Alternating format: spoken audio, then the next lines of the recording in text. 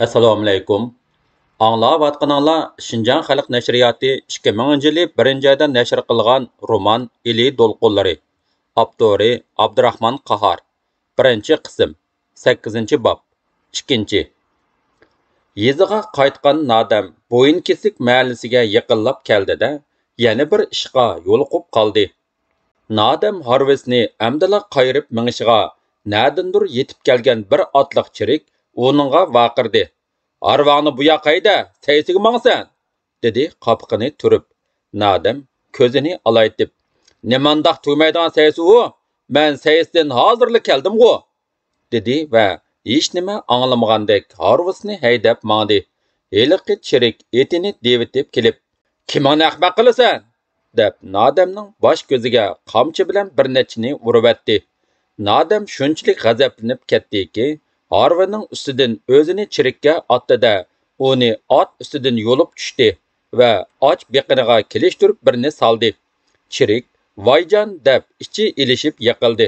Biroq shu asnoda yana nadandir 3-4 otliq chirik chepib kelishdi-da, Nadamni qo'llaridagi kalta oq tayoq bilan dumbalig'ili turdi. Birining tayoqi uning burniga tegib ketib, qon ketdi. Kishilar o'lashdi. Nizomiddin bilan Anvarmu odamlar to'plashib turgan bu yerga yetib kelishdi. Anvar Nadamni ko'rdida birdilla vaqirvatdi. "Voy, Nadamg'u bu! Nizomiddin darhol uning bilikiga noqib, uni to'xtatib oldi-da, past ovoz bilan "O'zingni bos", dedi. "Bechora dehqonga uvol emasmi?" dedi to'p ichidan biri. "Texi yosh bola ekan", dedi yana biri. "Qo'rsqonni beqishayotganimizning gunohi mushumu? Ha? Hey, qonxo'rlar", dedi yana biri. Chiriklar ko'pchilikka devaylab, "Nima deyishyapsan, fitna pasochilar?" deb vaqirdi. Ular qo'lidagi tayoqlarini ko'tarishgan edi. G'azabini bosolmay titrab ketgan Anvar Nizomiddinga qaradi. Nizomiddin beshini silkib qo'ygan edi. Anvar chiriklarni ko'rsatib, "Ur bu xumslarni", deb vaqirvatdi.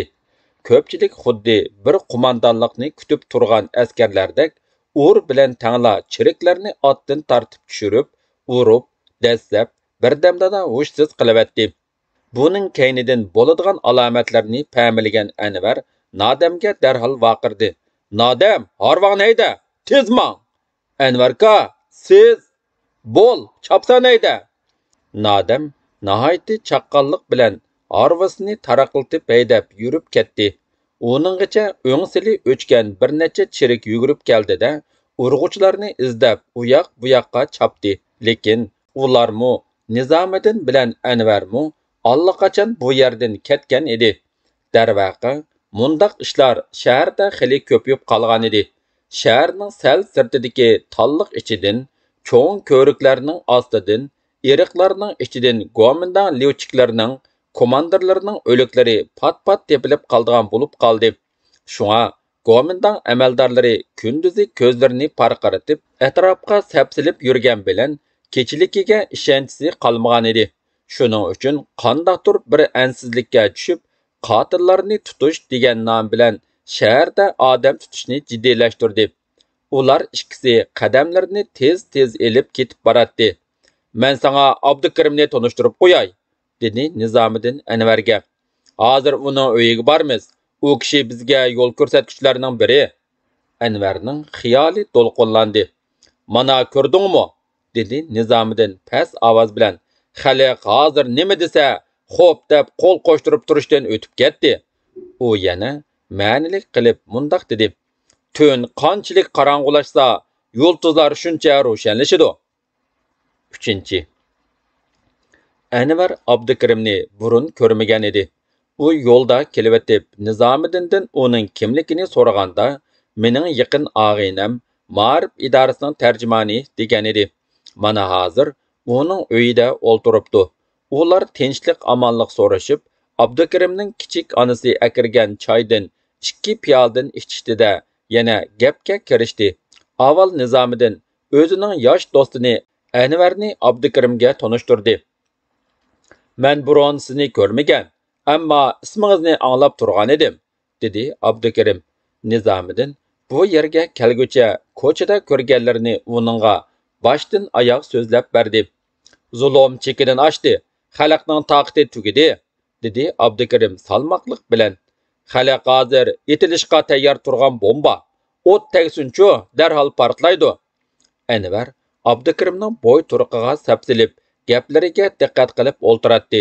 Abdukarim o'ttira bo'yliq, qora qashliq, o'ruqroq kelgan, chaqqan, tetik odam bo'lib, yeshi Nizomiddindan kichik edi. Ammo gap so'zlarining aniqligi, salmiqi, apchil harakatlari kishilarni o'ziga o'ng'ayla jalb qilib oladi. U Nizomiddinning oila turmushidan gap ochdi. Xo'sh, shundoq qilib, Hammal apandi, turmushingizni qanday qilyapsiz? Har holda turmush ketib boradi. O'lmagan jonda umid bor, dedi Nizomiddin beshini ling'ishtib. Albatta, dedi Abdukarim. Oilaning xotirjamsizligi mo yomon, lekin turmushimizni tuzaydigan chog'larmi keladi. Chidash kerak. Shundoq, hozircha nima mol bar deysiz? Qiziq, men bir yerga ishga kirsam, biror hafta o'tmayla qo'g'lab chiqarilaman, dedi u. Tijmal odamning dunyoga sig'moq tas, dedi Abdukarim chaqchaq aralash kulimsirab. Ular parang bilan 1 soatdan o'shqiroq o'ltirdi. Kech kirib qolgan bo'lib, ko'chadagi varang churunglarmo asta-asta besilishga boshladi. Ko'cha tarafdagi derazadan o'ltirib ketib borgan kunning oxirgi nurlari uy ichiga tushib, ularning qizg'in gaplarini tabriklayotgandek yuzlarida jilvillanib o'ynaydi. "Men yanay", dedi Anvar o'rnidan turib. "Atadiganlikka darsga ulgurishim kerak." U Abdukarim Abbosov bilan Nizomiddinga qo'lini uzatdi-da, uydan chiqib ketdi. Ikkisi o'rindiqlarga kelib o'ltirgandan keyin Abdukarim mundoq dedi: "Hozirgi vaziyatni asosan muno ikki tarafdan mo'ljarlashga bo'ladi. Birisi Gomindan aksiyatchi hukumati rasa palach holga tushib qoldi. Yana birisi xalq uyg'onib ketdi. Biz biror uchqunni chiqarsaqla, u darhol yolqinga aylanishi mumkin. Qaysi kuni biz tomlarga yepishtirgan, ko'chalarga, qo'rovlarga tashlagan tashviqot varaqlaridan xalq zo'r ishonchga ega bo'lgandek turadi. Amdi gap xalqqa yetakchilik qiladigan rasmiy bir tashkilot qurish. Biz hozir mushu ishga tayyorlik qilyapmiz." Uning so'zining oxiri qandaqdir bir kuch bilan to'lqinlanib aytildi. Uning kishiga umid, ishonch baxsh etadigan so'zlaridan Nizomiddin hayajonlandi. Yuraklari to'lqinlanib, tez-tez urishga boshladi va yuzlarida xushalliq uchqunlari chaqnab, o'tkir ko'zlari yenib ketdi. "Anvarning aytqini qaraganda", dedi Nizomiddin qiziq hissiyotlar ichida, "yezilardimi kishilar to'ydiq, bunda qashshoq turmushdan yo xudo jonni olsang, yo bizni yaxshiroq bir yo'lga solsang deyishmoqda ekan. U o'zimi atrofiga to'plagan 7-8 kishini xilala yaxshi tarbiyalabdi. Yaxshi, ularning ta'siri boshqalarga o'tadi-da", dedi Abdukarim va o'rnidan turib uy ichida u yoqdan bu yoqqa mengib, vaziyatdagi yangiliklarni bayon qilishga boshladi. "Hozirgi vaziyatdagi o'zgarish tez. Yaqinda Nilqida Gomindanning gazlab ot elish seliqiga qarshi bir to'lqin qo'zg'aldi. Xalq g'azabining portlashiga bu seliq bir pilti bo'ldi. Ular ov miltiqlari ham amaldor chiriklardan tortib olgan qurollar bilan qurollanib, tog' orsiga kirib ketibdi." Nizomiddin texmo hayajonlandi va savol nazarida umidlik ko'zlarini uningga tikib, "Ular qaramliq bilan ish qilmasa bo'ladi-ku, amdi", dedi. "Yo'q, ularni tashkillayotgan odamlar bor. Shundaqdimi biz darhol odam avatdiq. Ularga qo'shilayotganlarmi xili bardaq qiladi. Unimi uqib turyapmiz." U o'rniga kelib o'ltirdi-da, bir minutdak o'ylanib olib mundoq dedi: "Yosh o'qituvchingizning yigitlari sinalgan bo'lsa, mushu ishlardan shapi bersakmi bo'ladi-ku deyman." "Shundoq, vaqt yetdi. Kishilarning tashnaligi amdi amaliyotga aylanadi. Agar sizga Mo'g'ul ko'raga chiqishga to'g'ri kelsa, u yerda bizning bir necha qozoq, qirg'iz yo'ldoshlarimiz bor. Shular bilan munosabat qilasiz. Bu ahvolni boya uqdingiz." Abdukarim Abbosov bilan Nizomiddin bir-birining qo'llarini ching siqib xo'shlashdi. 9-bob. 1. Anvar apandi dadasidan bir yeshida yetim qilib, onasining qo'lida qoldi. Lekin yomon kun ko'rmadi. Onasi o'g'limni o'gaylamdikin deb ikkinchi qitim yotliq bo'lmadi. Tapqan tərginini yalğız oğluğa yügüzüb baxdı. U aş tamoqqa naiti usta bo'lganligi uchun qo'risqiga amroq bir bayning qo'rosida uzun yil uy xizmatchisi bo'lib turib qoldi. Bay uning atgan tamoqining ta'mlikligi va mazaligligidan intayin rozi edi. Shunga bayning o'zimi, xotinimi uni malay qatorida ko'rmay, e'tiborlab ishlatdi. Anvar onasining bahonasida ashu esil tamoqlardan har kunliki bahramon bo'ladi. Bay kitob o'qishga zo'qman edi. U boshqa baylardan o'zining ma'rifatparvarligi bilan alohida farqlanib turadi. Shunga Anvar 10 yoshga kirganda bay uni oldiga chaqirib olib, "Ha, Anvar, seni o'qitib qo'yay. Millatimiz ichidan nodonlardan biri bo'lsa-mo kimayson? Qandoq o'qimsan?" dedi. Anvar tirniqini tatlab, yerga qarab unsiz turdi. Onasi, "Bay otangning shafqatiga rahmat degin. O'qiyman demamsan?" dedi xushal bo'lib. Shuningdan boshlab u bayning o'g'illari bilan G'ulja shahridagi maktabi Husayniyaga kirdi. Maktabdimi malay xotinning bu balasiga xayrxohlik qiladigan o'qituvchilar chiqdi. Anvar balalikdagi ko'cha o'yinlarining hammasini tashlab, terishib o'qib, patlab boshqalardan uzib ketdi. Bu hol maktabdagi o'qituvchilarni hayron qoldirdi va ularning bu kichikkina balaga kuchlik havasini qo'zg'adi. Maktab bo'yicha sinflar aro o'tkaziladigan so'z musobaqalari, deklamatsiya kechalarida u doim birinchilikni qo'ldan bermay mukofotlanadigan bo'ldi. Uning yozgan insholari maktab taxtasida pat-pat ulgular sifatida ko'rinib turadi. Taqdirnomalar ham moddiy mukofotlarni ko'tarib kelganda, onasi beshi osmonga yetgudak bo'lib, xushalligidan ko'z yoshi qiladi. Bay shundoq chog'larda, "Mana, nima degan ulug' ish bu? Bizning millatimizdan amdi osmonda uchadiganlarmi, suvda uzadiganlarmi chiqadi?" deydi. Anvar shundoq terishib o'qiyotgan kunlarning birida onasi tuyuqsiz, hushsiz bo'lib yiqilib, faqat 2 kun yetibla tugab qoldi. Kichikkina Anvar qora yetim bo'lib, samandek sarg'ayib ketdi. Biroq o'qishdan bo'shib qolmadi. Shuk bo'lib ketgan bilan yana oldingi o'rinni bermadi. Yaxshisi baymu uni o'qishdan to'xtatmadi. Ammo 6 yillik maktabning oxirgi yilligini o'qiyotganda mundaq bir ko'ngilsizlik bo'ldi. Yarim yillik o'qishdan xulosa chiqarilib, maktab bo'yicha cho'ng yig'in o'tkazildi. Yig'inda ota-onalar chaqirildi. Bay maktab zaliga chaplangan yo'g'on oq qog'ozda o'z moliyi Anvarning o'qishda a'lo ketayotganligini, Anvar bilan tang maktabga kirgan o'z o'g'lining texicha 3-sinfdan ko'chalmayotganligini ko'rib, arvoyi ushdi. Boshqa baylarning oldida nomus qilib o'lmadi. Uning birisi bo'ldi. U ma'rifatparvarligini shu hamon osmonning qa'riga cho'rvatida Anvarni darhol o'qishdan to'xtatdi. Yarim yil o'qishdan qolgan Anvar Husayniya maktabidagi bir qism o'qituvchilarning yordamida bayningmi ilikidan qutulib oldi va yangidan ochilgan Ili Millatlar gimnaziyasiga qabul qilindi. Shundoq qilib, maktab ta'minotida o'qish fursatiga ega bo'ldi. Bu yerda u o'zining o'qishdagi alohida yaxshi natijasi bilan boshqalarni texmo hayron qoldirdi. Ba'zi davlatman oilalarning hakavur, boshqalarni ko'zga ilmaydigan bolalarmi "Voy Anvar" deb turadigan va uni buni so'rab, uning atrofida cho'glaydigan bo'ldi. Bu maktabda saviyalik, chet elda o'qib kelgan o'qituvchilarmi ko'p edi.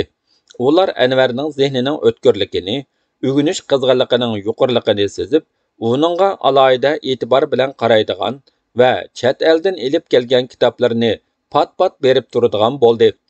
"Bu baldan jazman bir ish chiqadi", deydi ular. "Tashkilotchiligi kuchlik, o'rganganlarni amaliyotga tatbiq qila oladi, qo'lidan ish keladi." Anvar keyinroq Nizomiddin bilan tanishib, bora-bora uning bilan texmo yaqin bo'lib qoldi. Ham uning maslahati bilan yeziga xizmatga chiqdi. Anvar yeziga chiqqandan keyin birinchi bo'lib tanishgan, yaqin bo'lgan odami Nodam bo'ldi. Asta-asta G'oyit, Kivir, Jamoliddin ham boshqalar bilan yaqin suhbatdosh bo'lib qoldi. Bir necha yil uningga hech qancha uzoq bilinmadi. Xuddi bir qiziq, ta'sirli hikoya so'zlangandek o'tib ketdi. ko'ngliga birər maqsadni pükkan odam uningdan belgilik unumga erishsa qilgan harakatidan aytgan so'zidan bosgan qadamidan rozi bo'ladi. Anvar bir necha yilning oldida gimnaziya o'quvchisi emasmidi? U siriq partida o'ltirib o'qituvchilardan qancha qatimlab go'zal hayot qurib baxt yaratish to'g'risidagi yolqinliq nutqlarni anglamagan, yerim kechalargacha, hatto ba'zida oppoq tonglar etib ketguncha qancha o'nlagan falsafa, tarix, adabiy kitoblarni o'qimagan, mulohaza qilmagan, shu kitoblardagi mazmunlar uning qalbiga kun nurdek quyildi, singdi, o'zlashdi. U chog'larda kishilik turmushga to'g'ri qarash to'g'risidagi shu nutqlar oshkora so'zlanadi. Undaq kitoblarmi oshkora o'qiladi. Amdichu mani qilindi, cheklandi. Lekin uning o'qiganlarini, anglaganlarini boshqalarga yetkazishni hech kim cheklay uning Gayet, Kebir, Jamoliddin va nodamlar bilan o'tkazadigan suhbati ko'payishga boshladi. U shuningdan intayin rozi ediki, suhbatdoshlari oddiy, nodon yeza odamlardan asta-asta o'z atrofida yuz berayotgan ishlarning tegi taktiga cho'kib yetalaydigan angliq odamlarga aylanmoqda edi. Bugun u boshqalar yig'ilg'icha 2 kundan beri ko'rayotgan Ommabop falsafa degan kitobni ko'rishni davomlashtirdi. Hayal qilmay suhbatdoshlari kayni-kaynidan kirib keldida, sirliq jimjitlikqa cho'kib qolgan bu uy birdamdala paranchilarning vang cho'nlari bilan ovatlashib ketdi. Anvar apandi o'zi yasab olgan bugulikda qolganlari uzun o'rindiqda o'ltirib, qiziq paranga tushdi. Helala o'qituvchining kitob o'qiyotgan, qurlarning ostini sizayotgan va ba'zi qurlarni xotiraga ko'chirayotgan chog'dagi jiddiy tus olgan chiroyi amdi tabassum yig'ib turgan holatga ko'chgan edi. Munu o'ltirganlarning ichida eng kichiki nodam, biroq u amdi kichik bola emas. U dastlabda o'qituvchining gapini anglabla o'ltiradi. Keyinroq ko'p o'ylaydigan bo'ldi. Hozirchu atrofida yuz berayotgan ishlarga o'z qarashlarini, baholarini aytalaydi. O'qituvchining nurg'un so'zlari uni qoyil qilgan. U hozir o'qituvchisi aytgan cho'nqur ma'nilik so'zlarning tigiga yetalaydigan 18 yoshlik ig'ir besiq o'ychan yigit. Ularning mundaq yig'ilishlari talay qitim bo'ldi. Anvar apandi amdi burunqidek so'zlarini agitib o'ltirmaydi yoki osmoqchilab gap elib ko'rmaydi. Ochiq yo'ruq so'zlishi verdi. Qo'midan hokimiyati hozir toza chiriklashdi, dedi u Nizomiddindan anglaganlarini ularga bir-birlab yetkazib. Chirigan narsa baribir o'ri bo'lolmaydi. İtmo g'aljirlasa o'lmay qolmaydi. Qo'midan hokimiyati jazman g'ulaydi. Ularning xalqqa silayotgan zulmi ig'irlashgan sari norozilik, qarshilik kuchaydi. Amaliyotda shundoq bo'lyotdi. Shundoq, dedi Gayet. Dehqonlarga hukumat 5 tanga seliq chatsa, bu yerda 10 tanga qilib ilayotmamdi. Tunugun, dedi uning so'ziga ulashtiriblan nodam. 55 arpa, bedi seliqqa yiqili kelganda Nuraxunkam, mening seliqqa beradigan hech nimam yo'q. Olsang Xudo bergan jon bor. Qo'lingdan kelganini qil. Senlarga xo'sh-xo'sh deb qo'l qo'shtirib yurib kelgan yerimiz mushu, dedi. 55 to'la tertiraqlatma. Yili chiriklar chiqsa, molla mushuk bo'lib ketarsan, desa, u chiriklar chiqsa amdi kaltak bilan beshiq yeydi. Men jinimni atab qo'ydim. Yugur, chiriklarini boshlab chiq, dedi. Hozir kishilar qo'rqmas bo'lib ketibdi. Sabr toqatning mo'chiki bo'ldi, dedi Anvar apandi. Oxir pichoq so'ngaki yetdi-da, amdi hukumatning chiriklarimi xalqning g'azabini bosolmaydi. U buningdan keyin nima qilish to'g'risida suhbatdoshlariga qandoq gap aytishni o'ylab cho'nqur xiyolga patdi. Kecha bak qorong'u ham surlik edi. Pilildigan jonsiz chiroq uyni so'z yo'ritgan, uy jimjit, talamu jimjit edi.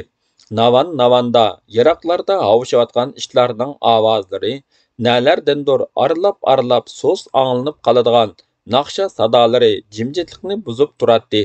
Ular hammasi mana shundoq sirliq jimjitlikqa cho'kib o'ylashadi, bosh qatirishadi. Anvar oxir gapni hamma tonish bo'lgan Nasir Axunning sirliq o'limidan, Nadirning turmadan chiqargan xatidan boshlashni, ya'ni ashular uchun minglagan, 10 minglagan qarindoshlari uchun intiqom olishning kerakligidan boshlashni ko'ngildan o'tkazdi-da, beshini ko'tardi. U Nadamga qarab gap boshladi. Sening xo'jayining noiti hilgar odam. Dadangning o'limining sirliq bo'lib qilishi ashuning hilgarligidan. Meningcha dadang Aqtambayning yo'l ko'rsatishi bilan o'ldirilgan. Nurg'un kishilar bu sirni bilmaydi. Nasir Axunkamning o'limi Bajgirni bir qachon urib o'ldirib qo'ygani uchun emas. Bu bekor gap. Bu yerda Aqtambaylarning hilisi bor. Mana biz bilamiz, dedi Gayet uning so'zini quvvatlab. Nasir Axunkam naiti yo'lliq ish qildigan, ishning yo'lini bildigan odam edi. Yo'lsiz ish bo'ldimi, jinini tikib qo'yatdi. Shunga baylar uni naiti o'ch ko'ratdi. Ashuni ko'zdan yo'qotsak, bizning ishimizdan qusur tapadan odamdan qutulamiz deb o'ylaydi. Uning ko'zlari alamdan yongan edi. Kevirmu qizib qoldi. U odam mahallimizning shunqori edi. Rahmeti bizning yulanchikimiz, beshimizni seylaydigan otimiz edi. Jamoliddinning o'ruq yuzlari tatirib, bo'yin tomirlari ko'pdi. Ko'zlaridan o't yenib ketgandek bo'lib dedi. Odam o'ltirish ular uchun hech nima emas. Ularmi bizga o'xshash odam-ku. Qayerdan yorilib qolgan odamlardir. Nimancha qora ko'ngil, nimancha vahshiy. Anvar apandi Jamoliddinning so'zlarini yishib, sharhlagandek so'zlab ketdi. Nimishqa ular baxudak odam o'ltiralaydi? Odam o'ltirish shuncha asosmi? Odamning jini qushqashning jinimi?